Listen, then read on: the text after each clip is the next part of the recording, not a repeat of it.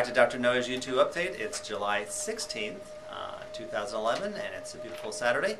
So I went through some of the kind of current type of things that you should be concerned about in terms of your health and well-being.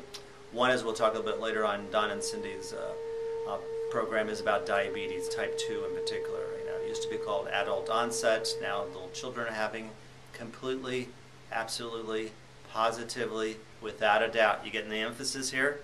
Is curable. That's right. So how is that related? Because the FDA is right now looking at a new diabetic drug that they're possibly going to either put some type of restrictions or actually take it off the market because, oh, it increases cancer. Oh, what a whiner. You know, helps your sugar levels a little bit, and we'll talk about, which you still, once again, die of a terrible disease, diabetes. Plus it causes cancer, and to a little lesser extent, as I stated, kidney and liver damage. So, I mean, it's just kind of crazy. So we want to basically try to show you in Don and Cindy's seminar, our webinar, is that, you know, diabetes is curable. We'll go through all the scientific studies. It beats it by 300, 400, 700% more effective than drugs. Unfortunately, to you and our society, it's very expensive with the drug. And hey, that's why they keep doing it. Drug doctors are drug pushers, and so, you know, understand that when you go to a drug doctor, they're going to give you drugs. It's very ineffective, very costly, but hey, if you go there, you accept what they do, you have to take some of the blame too. We'll talk about that. Here's another one. Oh boy, talk about big government here, and you know, telling you what to do.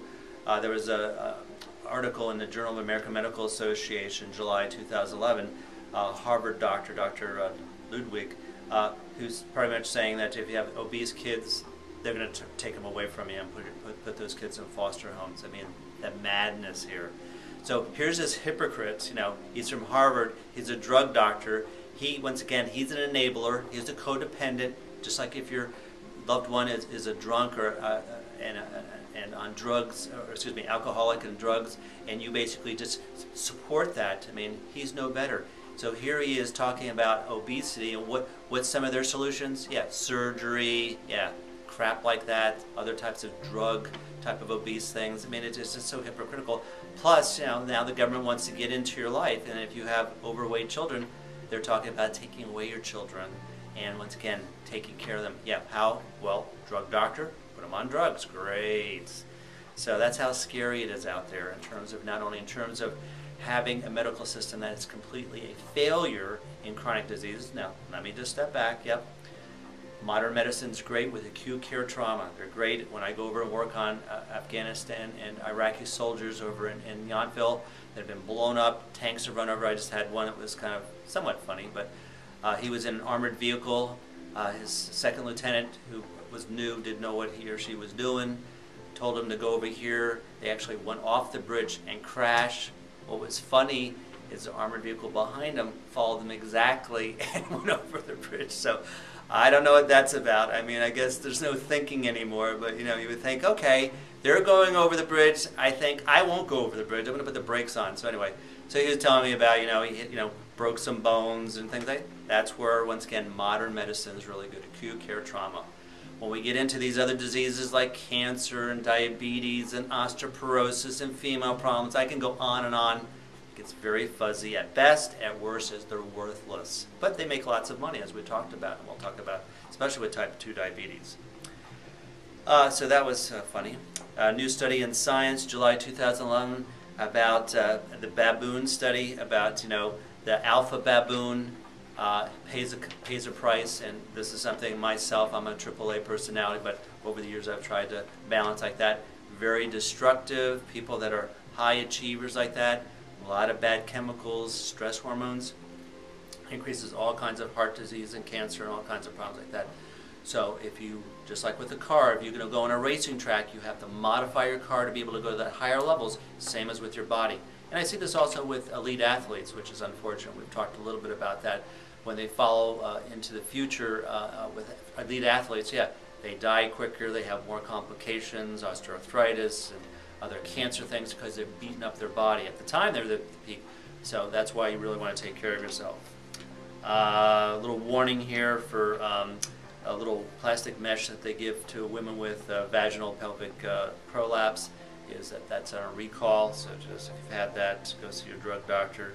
Oh, I just saw something which, you know, I think Don and Cindy talked a little bit about this woman out in Michigan who was having her garden, and they busted her, and I guess they went to court, and the bureaucrats, which is a whole different topic, these are once again paid, once again, little Nazis that go around doing things to create their own work, dropped her charges for having a garden, and then threw on something about because her dogs didn't have some licenses, now threatening to put her 180 days in jail because she doesn't have a dog license. I mean, there's just the amount of control and rules and regulations. I mean, this little nanny state, you know, where you have no type of, you know, consciousness, you don't know how to take care of yourself.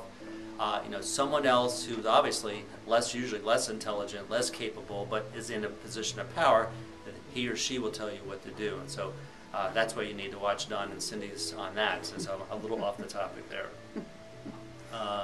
Oh, this was a matter of particular type of, you know, thing about, I talk a lot about, whether or not, regardless of what kind of health professional you go to, is this kind of notion, I see it more and more, especially with baby boomers. And in fact, I just had a woman, granted, she was in her late 80s like that, and she was telling me, and I was actually substituting for another doctor who had her own crisis, and she was telling me, oh yeah, you know, I have this and that, and I said, her name was Mary. I said, Mary, hey, those are all fixable.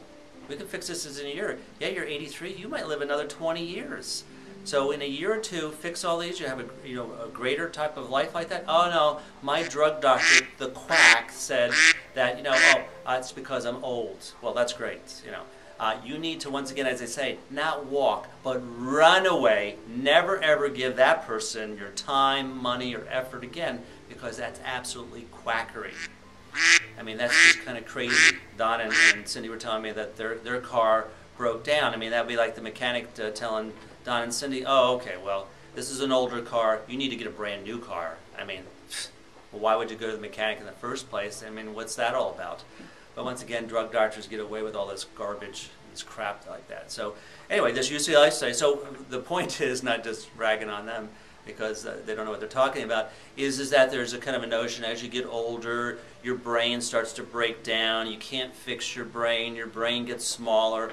Well, this is a new journal article in Journal of Neuroimaging, July 2011. Oh, that's right, that's cutting edge. So when you talk to your drug doctor, usually they're talking about like the 1960s, 1970s, outdated, actually found to be incorrect.